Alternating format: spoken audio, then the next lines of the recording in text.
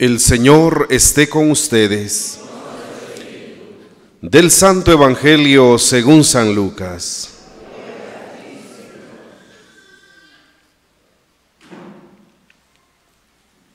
En aquel tiempo, los pastores fueron a toda prisa hacia Belén y encontraron a María, a José y al niño recostado en el pesebre. Después de verlo, contaron lo que se les había dicho de aquel niño, y cuantos los oían quedaban maravillados. María, por su parte, guardaba todas estas cosas y las meditaba en su corazón. Los pastores se volvieron a sus campos, alabando y glorificando a Dios por todo cuanto habían visto y oído, según lo que se les había anunciado. Cumplidos los 8 días, circuncidaron al niño y le pusieron el nombre de Jesús, aquel mismo que había dicho el ángel antes de que el niño fuera concebido. Palabra del Señor.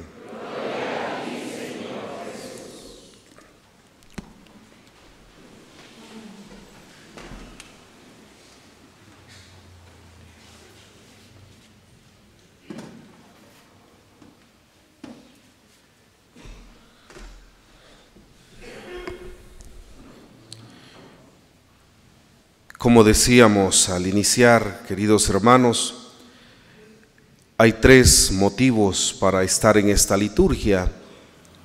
Primero, celebrar a María como Madre de Dios.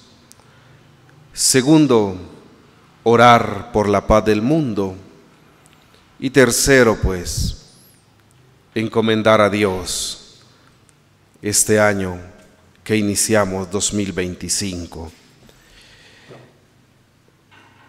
La solemnidad de María como Madre de Dios, pues tiene su fundamento en el dogma. Es el primer dogma mariano de los 4 que se recuerdan que en aquel 8 de diciembre, con ocasión del otro dogma, la Inmaculada, hablábamos.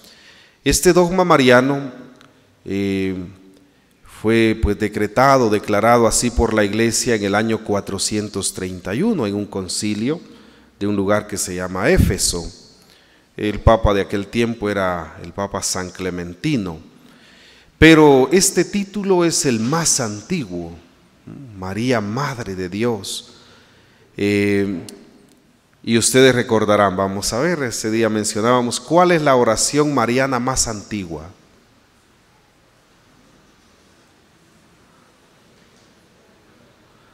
Fíjense que en las catacumbas que hay donde se reunían los primeros cristianos aparece este título, Madre de Dios, María, Madre de Dios. Y viene aquella oración, ¿verdad?, que viene desde los primeros siglos de la Iglesia, el siglo II, y dice, ¿no?, bajo tu amparo nos acogemos. ¿Qué sigue? Santa Madre de Dios. Esa es la oración más antigua. Luego, pues, ustedes saben, se elaboró el Ave María, que tiene su base en el Evangelio y también en la doctrina y tradición de la Iglesia. Entonces, hoy estamos llamados a venerar hacia María, porque todos los méritos de María le vienen de ser la madre del Hijo de Dios. María Santísima, pues fue elegida por Dios para esta misión tan grande, tan sublime, y desde los orígenes de la Iglesia se consideraba esto, ¿no? Está ahí los escritos de los santos padres, y San Irineo de León parafraseaba lo que dice Pablo. Pablo dice: por un pecado, por un hombre vino el pecado al mundo, y por un hombre vino la salvación. Pablo se fijó solo en la misión de Jesús, pero parafraseando a este santo, San Irineo de León,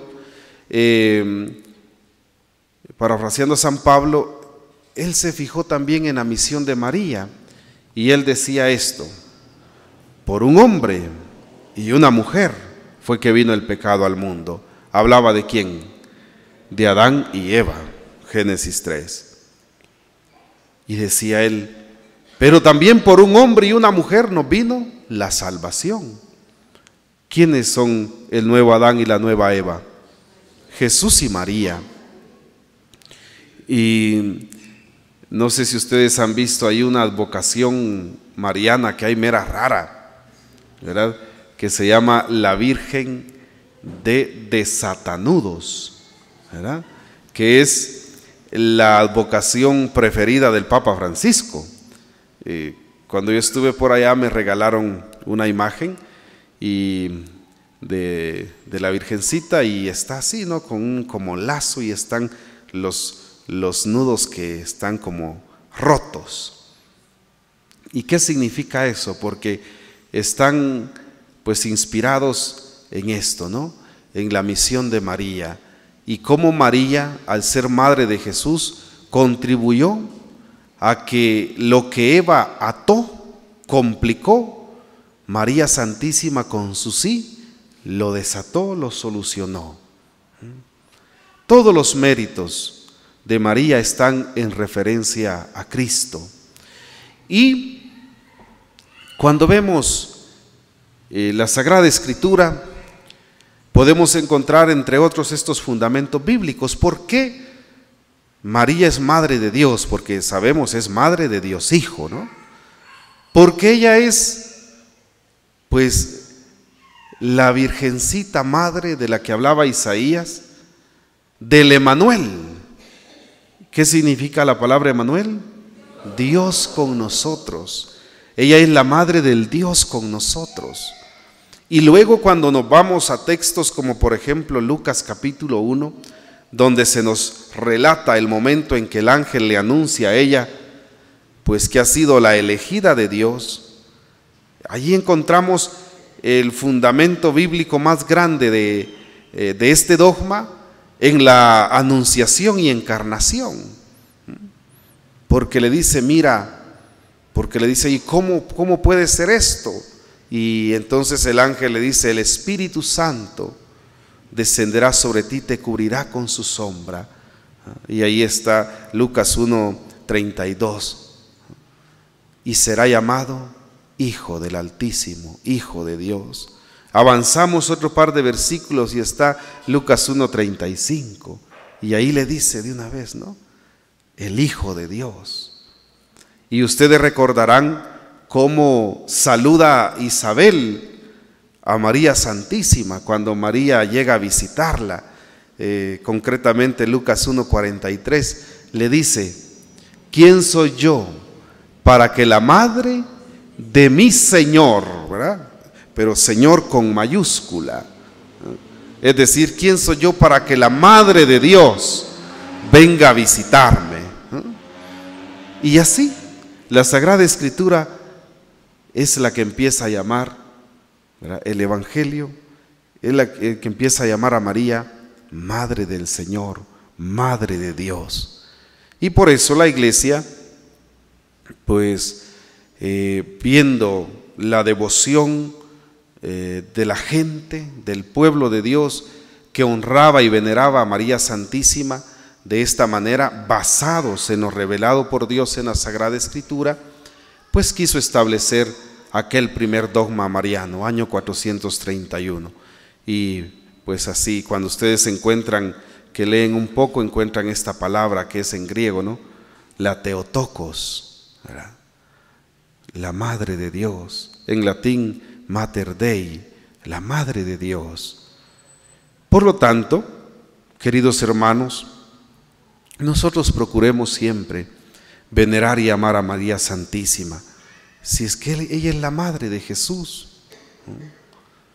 No pretendamos alabar al Hijo, ¿verdad?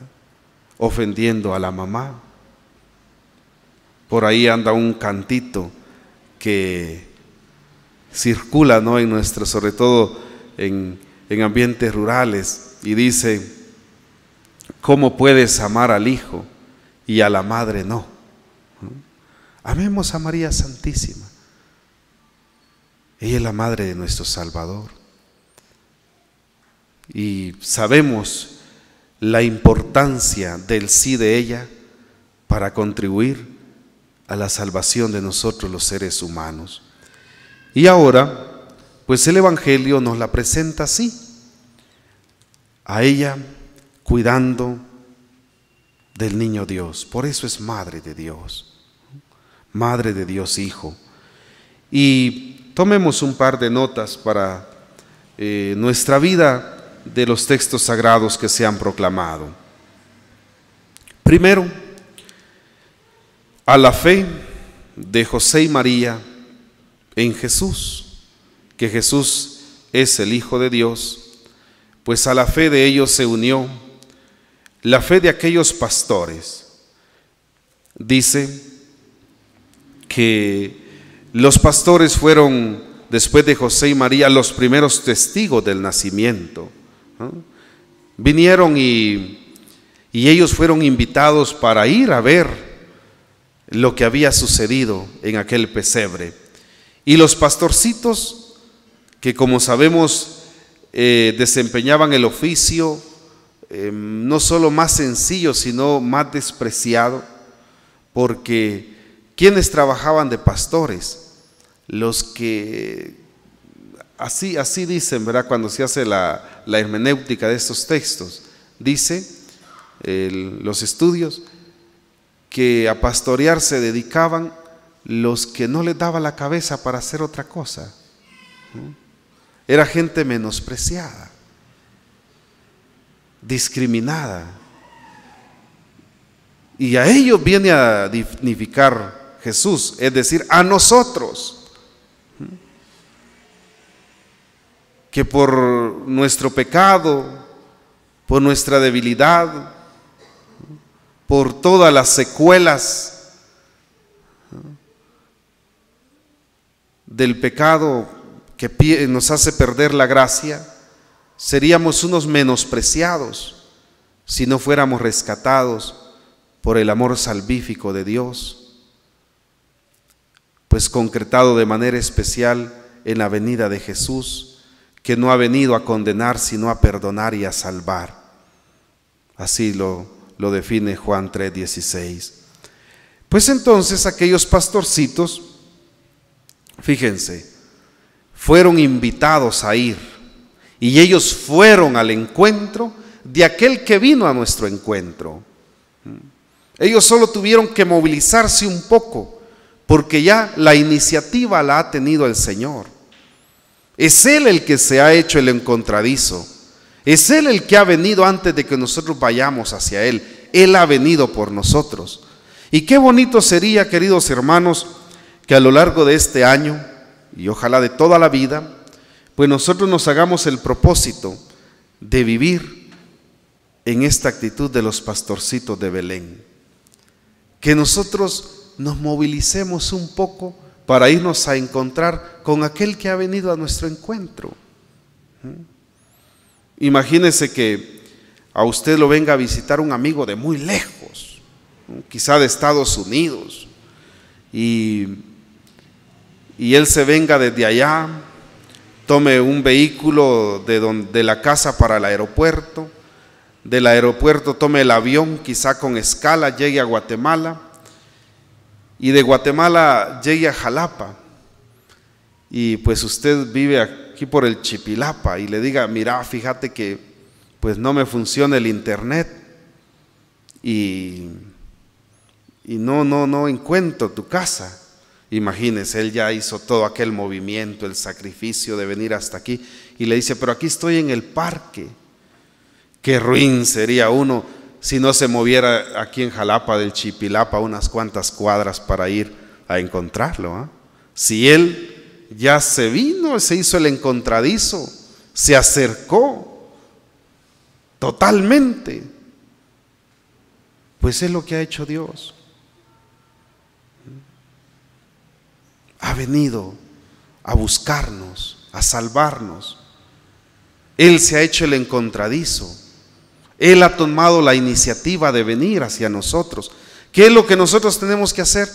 Un pequeño movimiento para dejarnos encontrar. ¿Verdad que seríamos ruines que estando en el Chipilapa no vayamos a encontrar al que vino desde por ahí? Entonces también seríamos ruines si no hiciéramos un medio movimiento desde nuestro corazón para ir al encuentro de Él. Fue lo que los pastores hicieron. Y es lo que ustedes hacen, queridos hermanos, al estar acá en la misa, al tener esa espiritualidad hermosa dominical, por ejemplo. Esa es la espiritualidad de aquellos primeros creyentes, movilizarse un poco para ir hacia aquel que se ha movilizado tanto por amor, que se ha hecho el encontradizo por amor hacia nosotros. Ojalá que este año nos propongamos nosotros ir más al encuentro de Él, dejarnos más encontrar por Él, porque no es tanto que nosotros lo andemos buscando, es Él el que nos busca. ¿Qué es lo único que tenemos que hacer? Salir un poquito para dejarnos encontrar. Y dice que aquellos pastorcitos al llegar encontraron, porque la seña que se les dio fue: van a encontrar a un niño en pañales. Y ellos empezaron ahí a contar lo que habían escuchado de aquel niño. Y regresaron, dice, glorificando a Dios. Ojalá que siempre que nosotros vengamos acá salgamos con la alegría de la fe, dando testimonio del amor de Dios, y podamos contar a los demás el amor de Dios actuante en nuestra vida, que seamos testigos y testimonio de la misericordia y el amor tan grande que Dios nos tiene. Bueno, y luego viene la actitud de María Santísima. Dice que María Santísima miraba todas aquellas cosas y ¿qué? Y las guardaba en su corazón. Queridos hermanos, que nosotros podamos atesorar siempre la voz de Dios en nuestra vida, en nuestro corazón. Tenemos la dicha de escuchar la proclamación a diario de la palabra de Dios. Miren que primero tenemos acceso a los textos sagrados. Ustedes saben que antes no era así. Primero la Biblia no estaba escrita en el idioma de cada pueblo. Ahora sí. Tenemos acceso a leerla en nuestro idioma materno. Antes había necesidad de saber latín. Y el latín es tan difícil. Yo lo estudié un tiempo, el latín, y no le atino. Es difícil. Ahora tenemos esto, pero acerquémonos a Él a través de su palabra y atesoremos su palabra en nuestro corazón y en nuestra vida. Además, ahora tenemos la oportunidad de escuchar la proclamación de su palabra a través de los medios de comunicación. Miren, aquí se transmite. Usted entra ahora a las distintas plataformas digitales que el internet ofrece. Hay tanta tontera, pero también ahí hay palabra de Dios. Usted busca y ahí puede escuchar la palabra de Dios.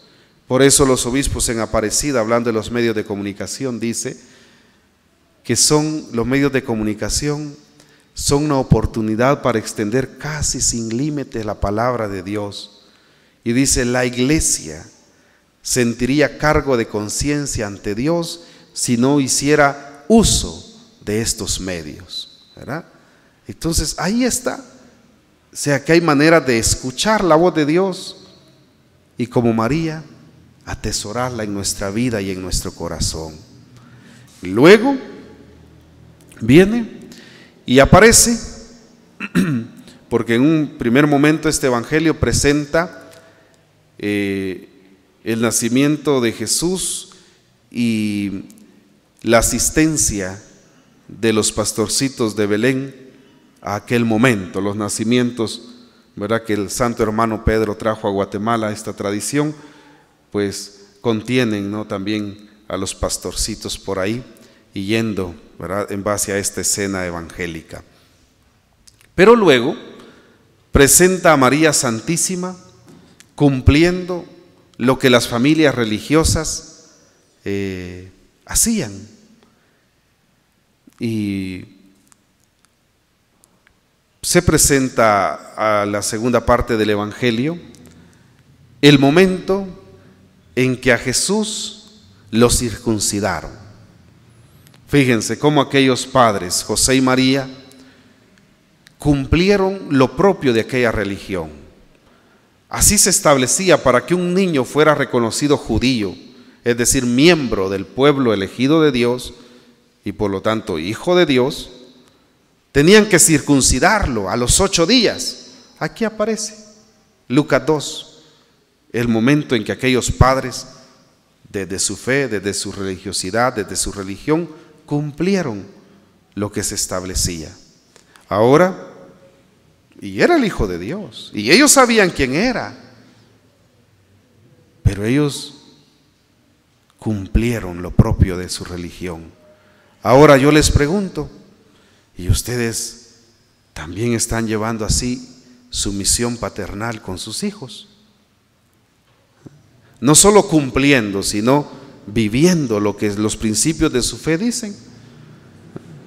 Y por ejemplo, miren, ya bautizaron a sus hijos.